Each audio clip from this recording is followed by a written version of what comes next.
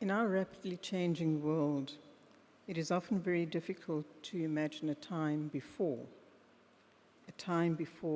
television as a daily presence in our lives, a time before the World Wide Web and various forms of social media communication, a time before laptops and cell phones and the technology that they rely on, including the use of rechargeable batteries, which, as we have heard here today, is something that we owe in part to the work of Michael Thackeray. I'd like just to read briefly, before he speaks to us, a citation on his work, which I think is very important. And this is what the person says. It's Dr. Jeffrey Chamberlain. He says, most material researchers tend either to focus on scientifically interesting phenomena, giving little thought to practical application, or they focus on developing new or refined materials for industrial applications without totally understanding the basic science associated with the new materials. Few researchers possess the unique ability to conduct use-inspired basic materials research of the type conducted by Mike Thackeray.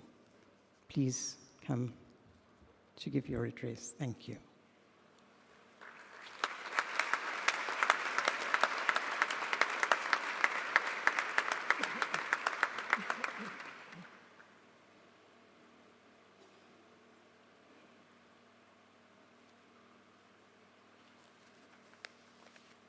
It's long.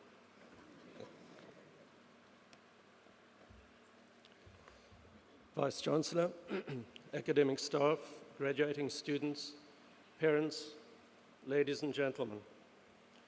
It's wonderful to be home on African soil and at UCT today. As a past student, I have very fond memories and a deep appreciation of the high-quality education that I received at this prestigious university. It is a great honor to address you today. My congratulations to the students on your hard-earned accomplishments. South Africa needs your skills and your talents, and so does Africa, and so does the world. Daunting challenges confront humanity today. A burgeoning population, a widening inequality gap between the haves and the have-nots, the rise and spread of lethal diseases. Equally important is the harnessing and storage of energy that will lessen our dependence on fossil fuels, provide a means for slowing global warming, and minimize the interruption of power supply that plagues South Africa today.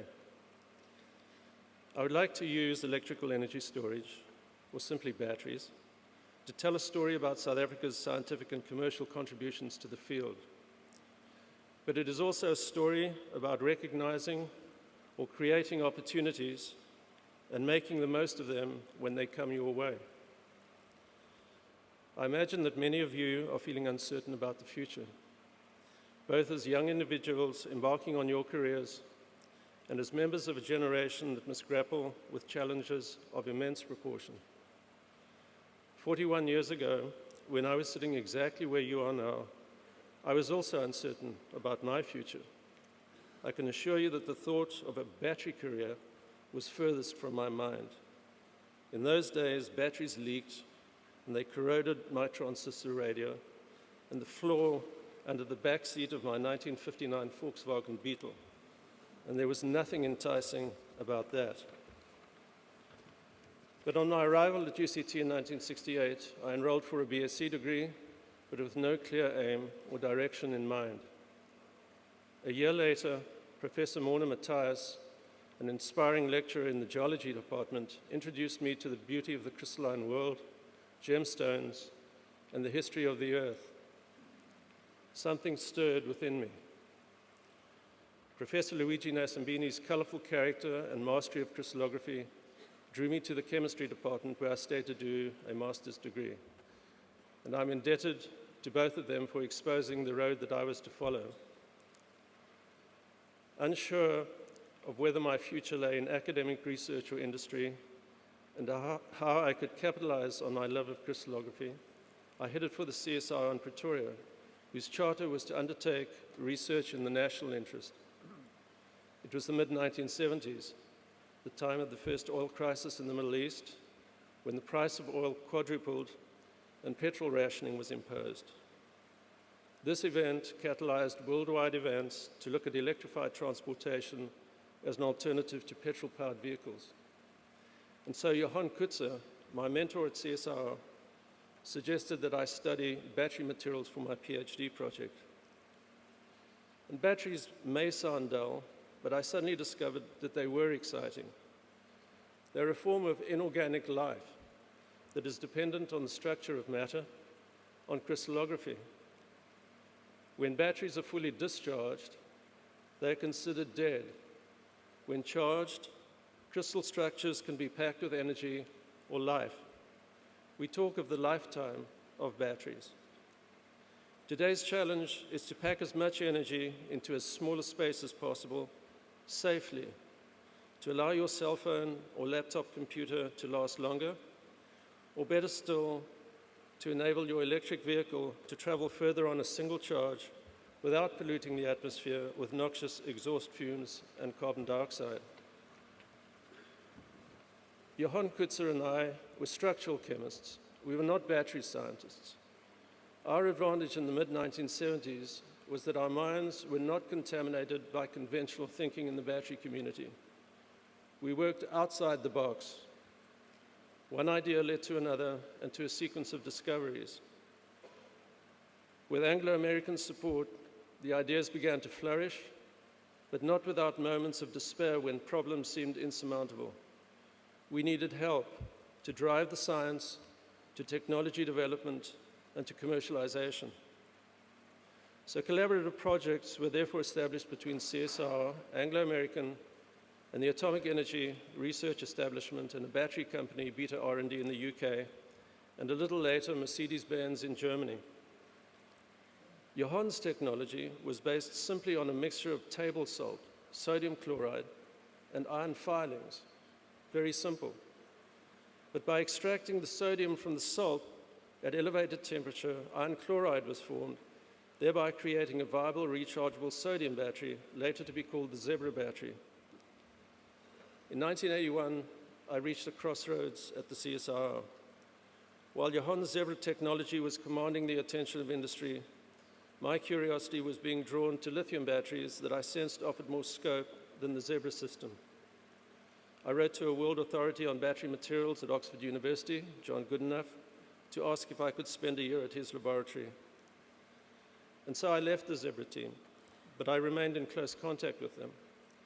Johann's Zebra batteries went on to power Mercedes buses that transported the athletes at the Olympic Village in Barcelona in 1992.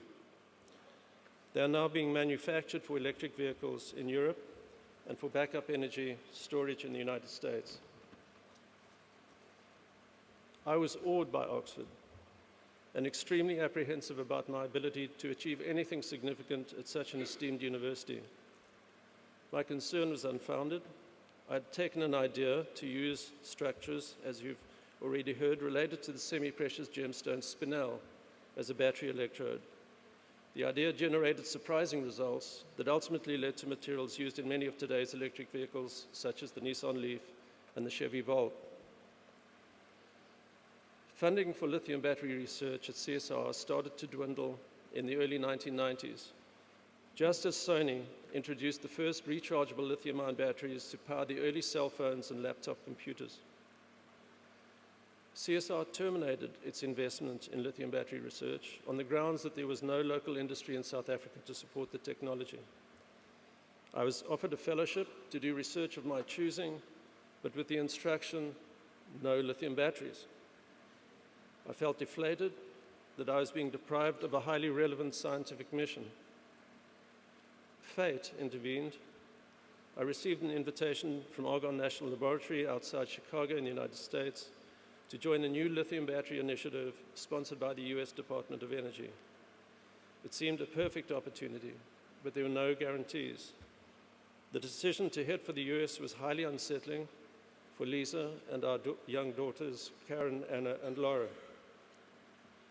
Our move to Chicago did not have an auspicious beginning. On our approach to landing at O'Hare Airport in Chicago, when we were just about 6 feet from touchdown, the pilot opened the throttle hard and aborted the landing. There was a stunned silence in the aircraft. Lisa looked at me and just quietly said, "Thank God, we're going home." We were told that there had been another aircraft in our path. Well, we didn't go home, but have been fortunate to return home frequently. Over the next 10 years, research at Argonne capitalized on the battery platform created in South Africa, from which several more advances were made. Like CSR's technologies, the advances were implemented in battery products and licensed worldwide. But these successes were not individual efforts. They were achieved by teaming and the cross-fertilization of diverse minds across the globe, both young and old. On graduating today, you have become a vitally important resource to serve the needs of society, whether in science, commerce, or some other discipline. So the world beckons as you embark on your careers. The future lies with you. So my hope for you all is that you will find a passion, follow a cause, aim high, and do what you want to do. Ask for help if you need it. Be guided by instinct. Take calculated chances. Be bold and have that bit of luck. I close with words from William Makepeace Thackeray, a distant cousin and author in the Victorian era, who cautioned against setting short-sighted goals during the passage through life. Do not be in a hurry to succeed. What would you have to live for afterwards? Better make the horizon your goal. It will always be ahead of you. Good luck to you all, and thank you.